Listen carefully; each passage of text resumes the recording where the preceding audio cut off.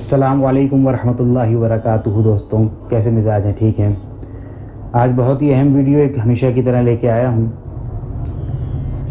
اکثر سوال کیا جاتا ہے یہ تصوف کی حقیقت کیا ہے اسلام کے بنیاد سے؟ اسلام کے اندر تصوف کی حقیقت کیا ہے؟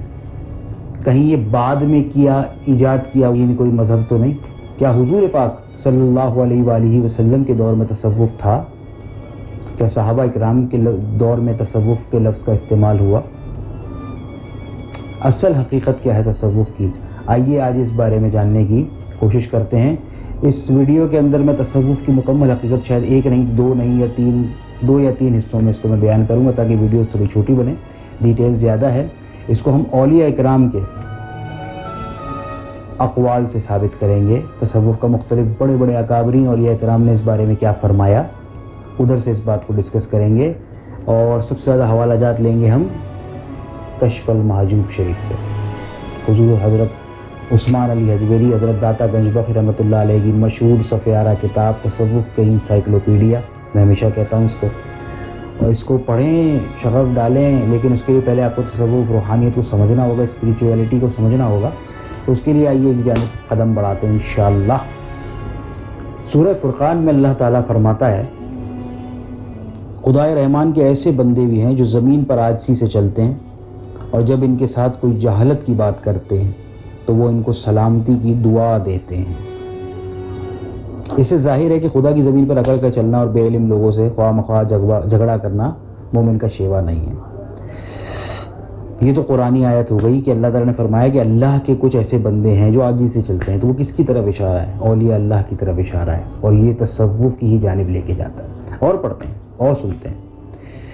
ایک حدیث ہے حضور پاک صلی اللہ علیہ وآلہ وسلم کی، اس حدیث کا ترجمہ پڑھ رہا ہوں کہ جو اہل تصوف کی دعا کو سنے اور اس پر آمین نہ کہے تو عند اللہ وہ غافلین کی فہرست میں لکھا جاتا ہے۔ اب اس حدیث پاک میں لفظ تصوف اور اہل تصوف جیسے الفاظ موجود ہیں، اس سے ثابت ہوتا ہے کہ تصوف رسول کریم صلی اللہ علیہ وآلہ وسلم کے زمانے مبارک میں رائج تھا۔ کئی اولیاء کرام کے اس بارے میں بہت سارے اقوال ہیں تصوف سے روحانیت کے بارے میں۔ آئیے ان کے کچھ اقوال آپ لوگوں کی نظر کرتا ہوں کہ کیا کیا فرما گئے ہیں وہ تصوف کے بارے میں، اور پھر ہم اس سوال پہ بھی آئیں گے کہ کیا حضور پاک صلی اللہ علیہ وآلہ وسلم کے دور میں تصوف تھا؟ اس پہ ہی بات کرتے ہیں۔ پہلے کچھ اقوال۔ کچھ لوگ کہتے ہیں تصوف صفا سے نکلا ہے، صفائی قلب کی، اس سے نکلا ہے۔ کچھ لوگ کہتے ہیں کہ اہل صفا جو اصحاب صفا تھے، جو حضور صلی اللہ علیہ وسلم کے اقوال وغیرہ لکھا کرتے تھے، جو ایک چبوترا بنا ہوا تھا مسجد نبوی میں، آج بھی آپ جب دیکھیں گے تو اصحاب صفا کا وہ جو چبوترا تھا اس پہ جو صاف صفا ہوتے تھے، وہ کہتے ہیں کہ اصحاب صفا جو ہے ان سے نکلا ہے تصوف کا لفظ۔ کچھ جگہوں پہ ارشاد ملتا ہے کہ جس نے اپنے اخلاق کو بہترین کر لیا، اپنے قلوب کو صاف کر لیا اور خلق کی خدمت میں خود کو لگا دیا تو وہ لوگ صوفی کہلائے۔ تو صوفی دراصل وہ نام ہے جس سے اولیاء اللہ کو موسوم کیا جاتا ہے۔ اللہ تعالیٰ کی محبت سے سرشار ہو جانے والا، خود کو فنا اور بقا میں ڈبو دینے والا، ان مقامات کو پا لینے والا، مجاہدہ کر کے اپنے قلب کو صاف کر لینے والا اولیاء اللہ اور صوفی، اللہ کا دوست، بزرگ کہلاتا ہے۔ اور اصل مقصد اس کا اللہ کی ذات تک رسائی، اللہ کو پا لیا جس نے تو وہ صوفی ہوا۔ کچھ جگہوں پہ ڈیفینیشن صوفیزم کی یہ ہے کہ جی دنیا سے دور تھلک چلے جا کے اکیلے کہیں بیٹھ جانا، نہ کمانے کا ہوش، نہ کسی چیز کا، نہ بیوی نہ بچے، وہ الگ بیٹھ گئے۔ لیکن اسلام رہبانیت کے خلاف ہے۔ اسلام کہتا ہے کہ تمام تر معمولات بھی پورے کیے جائیں، اس کے جو ذمہ داریاں ہیں، بیوی بچے شادیاں بھی کرے وہ، اور اس کے ساتھ ساتھ اللہ رب العزت کے رسائی کے رستے کے اوپر گامزن ہو اور اللہ کو پائے۔ یہ ہے صوفی کی اصلی ڈیفینیشن۔ اور ڈیفینیشنز بھی اور اقوال بھی میں اس میں آپ کو بتاتا ہوں۔ ایک بہت بڑے بزرگ ہیں حضرت سہل بن عبداللہ تستری رحمۃ اللہ علیہ، وہ فرماتے ہیں کہ کم کھانا، خلق سے بھاگنا، لوگوں سے بھاگنا اور خالق کی عبادت کرنا یہ تصوف ہے۔ بہت جامع ڈیفینیشن۔ حضرت داتا گنج بخش فرماتے ہیں کہ صوفی کی ساری زندگی یہ گمان قائم کرنے میں نکل جاتی ہے کہ میں رب کو دیکھ رہا ہوں یا رب مجھے دیکھ رہا ہے. صوفی کی دراصل ساری زندگی جو ہے نا وہ ان دو تصورات کے درمیان گزرتی ہے. اس کی پوری زندگی کوشش رہتی ہے کہ یہ تصور قائم کر لے کہ وہ رب کو دیکھ رہا ہے یا رب اسے دیکھ رہا ہے. دیکھیں نا, رب کو دیکھ رہا ہے, رب ہم سب کو رب دیکھ رہا ہے, یہ گمان تو ہے ہی نا. بالکل یہ گمان بنانا مشکل ہوتا ہے کہ ہم رب کو دیکھ رہے ہیں, کیونکہ یہ بڑا مشکل گمان ہے بنانا. لیکن رب ہمیں دیکھ رہا ہے یہ تو بالکل طے شدہ بات ہے نا. تو یہ ہے مجاہدہ.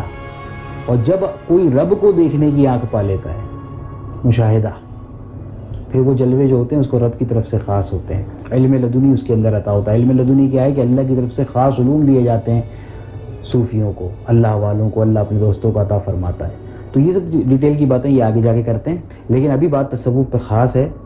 تو داتا دنگج وقت فرماتے تھے کہ صوفی کا پوری زندگی صرف انہی دو تصورات کو قائم کرنے میں گزرتی ہے کہ میں رب کو دیکھ رہا ہوں یا رب مجھے دیکھ رہا ہے. اور یہ فقیر فہد احمد خان اپنے مشاہدات سے, مراجعات جو تھوڑی بڑی میری نالج ہے اس کے ذریعے میں بتاؤں کہ اصل میں تصوف میرے نزدیک کیا, جو میں ایک ڈیفینیشن بناتا ہوں اپنی, میں نے پچھلی ویڈیو میں بھی بتائی تھی کہ خود کی پہچان, اپنی اصل کو پہچانو, تم کیا ہو, تمہارا مرتبہ کیا ہے, تمہارا مقام کیا ہے. اللہ رب العزت دنیا میں کہیں نہیں سماتا. وہ کہتا ہے ان زمین و آسمان میں کوئی ایسی جگہ نہیں جہاں میں سما سکوں, لیکن سماتا ہوں تو صرف بندہ مومن کے دل میں, اس کے قلب میں. اللہ اکبر, ہمارا کیا مقام ہے, انسانوں کا کیا مقام ہے. اور یہ مقام کی وجہ حضرت صلی اللہ علیہ وآلہ وسلم کہ اللہ کے محبوب ترین ہستی ان کی امتی ہیں ہم. تو یہ سارے کرم اس وجہ سے ہوئے ہیں ہم کے اوپر. تو ہمیں جتنا شکر گزار ہوں, اور اللہ تعالیٰ کا کم ہے, اور جتنا درود پڑھیں نبی پاک صلی اللہ علیہ وآلہ وسلم پہ وہ کم ہے. تو اپنی ذات کو پہچاننا تصوف ہے, نفس کو پہچاننا, اپنی ذات کو پہچاننا, یہ تصوف کا کمال اور معراج ہے میرے حساب سے. یہ میری ڈیفینیشن ہے. اور اقوال میں بتاتا ہوں آپ کو. اپنی ذات سے ہر ما سوا اللہ شے کو نکال دو, صرف اللہ کے دھیان میں رہے, اس کی ذات کو, اس کے قرب کے پانے کے اندر کوشش کرتے ہیں. اور یہ تصوف ہے, یہی روحانیت ہے, یہی سب کچھ ہے. جس نے یہ پا لیا, جس کو رب مل گیا اس کو سب مل گیا. یہی مومن کی معراج ہے, اللہ کو پانا. اور اللہ کو پانے کا رستہ رسول پاک صلی اللہ علیہ وآلہ وسلم کی ذات کے سوا کوئی اور رستہ نہیں ہے.